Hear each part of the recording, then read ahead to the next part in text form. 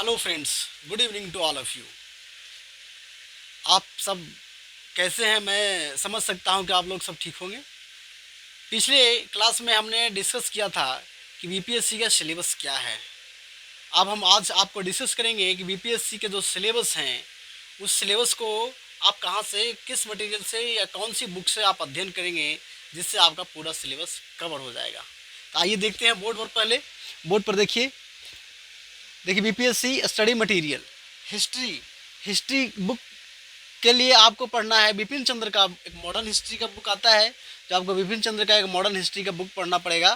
साथ ही साथ सतीश चंद्र का मिडाइवल हिस्ट्री का बुक आता है, आपको सतीश चंद्र का पढ़ना पड़ेगा।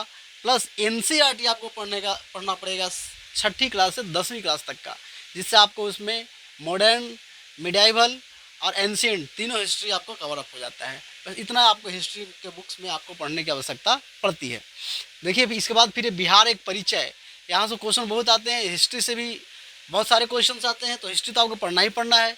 बिहार एक परिचय, यहाँ से भी बहुत सारे क्वेश्चन आते हैं, 20 से 25 क्वेश्चन, इससे भी कभी ज़्यादा क्वेश्चन देखे जाते हैं, तो आपको इसका पढ़ना ही पड़ेगा। बिहार एक परिचय, वो आपने इम्तियाज़ अहमद का मार्केट में बुक आती है, आपको वहाँ से ख़रीद करके आप पढ़ सकते हैं।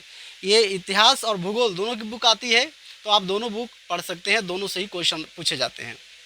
इसके बाद इकोनॉमी। इकोनॉमी के लिए आपको रीड करना की आवश्यकता होगी Bihar budget, economic survey of India और रमेश सिंह का बुक आता है।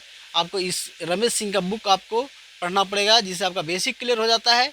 इसके बाद बिहार बजट को आपको अध्ययन करना पड़ेगा और इकोनॉमिक सर्वे ऑफ इंडिया का अध्ययन करना पड़ेगा। इसके बाद है ज्योग्राफी। ज्योग्राफी में आपको एनसीईआरटी 6ठी क्लास से 12वीं क्लास तक पढ़ने की आवश्यकता है। जो एनसीईआरटी है 6ठी क्लास से 12वीं तक का, ज्योग्राफी बहुत अच्छी तरह से विवरण दिया हुआ है, बहुत अच्छी तरह से बताया हुआ है, तो आपको एनसीईआरटी पढ़ने की आवश्यकता पड़ेगी। इसके बाद अगर और पढ़ना चाहते हैं तो आप राजीव अहिर की एक बुक आपको पढ़ने की आवश्यकता पड़ेगी, जो आप यहाँ से आपको बहुत सारा बेसिक्स क्लियर हो जाएंगे। इसके बाद स्टैटिक्स है। स्टैटिक्स में प्रतियोगिता दर्पण आपको सिर्फ पढ़ने की ज़रूरत रहेगी। प्रतियोगिता दर्पण में स्टैटिक्स के स्पेशल पार्ट्स होते हैं, जो उसको आपको मैथ्स के सेक्शन में जो स्टैटिक्स का पार्ट होते हैं वो आपको सॉल्व करने की आवश्यकता पड़ेगी। इसके बाद इंडियन पॉलिटी है। इंडियन पॉलिटी में एक एम लक्ष्मीकांत का बुक आता है, जो आप जानते ही होंगे, बहुत इंपॉर्टेंट बुक है, और पॉलिटी का क्वेश्चन मैक्सिमम क्वेश्चन यहाँ से सॉल्व हो जाते हैं। इसके बाद आप इंडियन पॉलिटी में और एनसीईआरटी का बुक पढ़ सकते हैं, या BTBC Bihar state textbook corporation limited का जो बुक आता है वहाँ से आप उसको पढ़ सकते हैं। सर्व शिक्षा अभियान का जो बुक आता है वो सर्व शिक्षा अभियान के बुक पढ़ सकते हैं 6ठी क्लास से 12वीं क्लास तक का, या 6ठी क्लास से 10वीं तक का। सर्व शिक्षा अभियान का बुक तो 8 क्लास तक ही आती है, तो आप 6 to 8 आप सर्व शिक्षा अभियान का पढ़ लीजिए, बाकी आप एनसीईआरटी की बुक पढ़ सकते हैं। अब इसके बाद है आपको प्रैक्टिस सेट बुक। अब देखिए ये सब अगर आप पढ़ लेते हैं तो पढ़ने के लिए आपको चूँकि एग्ज़ाम पास करना होता है, इसलिए एग्ज़ाम पास करने में सबसे महत्वपूर्ण बात ये है कि आप एग्जामिनेशन में बैठ करके आप कितना अच्छा आप राइट कर पाते हैं, कितना अच्छा तरह से क्वेश्चन समझ पाते हैं और उसका कितनी अच्छी तरह से आंसर दे पाते हैं। इसलिए और उसके लिए आप ज़्यादा से ज़्यादा अच्छी तरह से अगर आंसर आप देना चाहते हैं तो आपको करना पड़ेगा प्रैक्टिस। तो प्रैक्टिस करने के लिए आपको प्रैक्टिस सेट बुक खरीदना पड़ेगा। आप स्पार्क का खरीद सकते हैं, जिसमें 28 साल का 28 ईयर्स का बैक का क्वेश्चन दिया रहता है।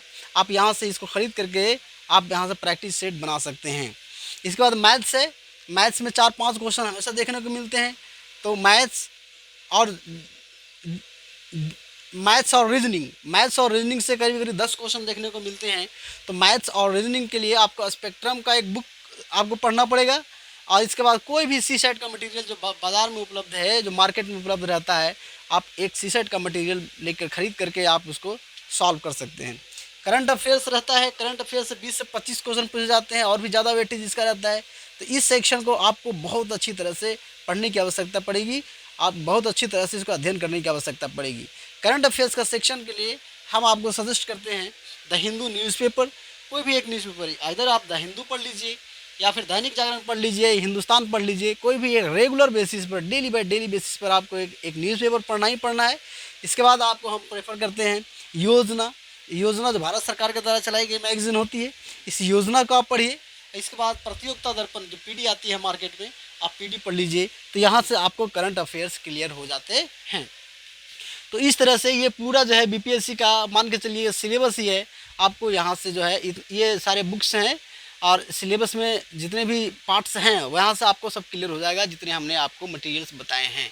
तो इतना मटेरियल्स आपको अध्ययन करना पड़ता है, तब आप जा कर के ये निश्चिंत हो सकेंगे कि हमारा बीपीएससी में सिलेक्शन हो जाएगा। तो धन्यवाद, थैंक यू। फिर मिलेंगे अगली क्लास में।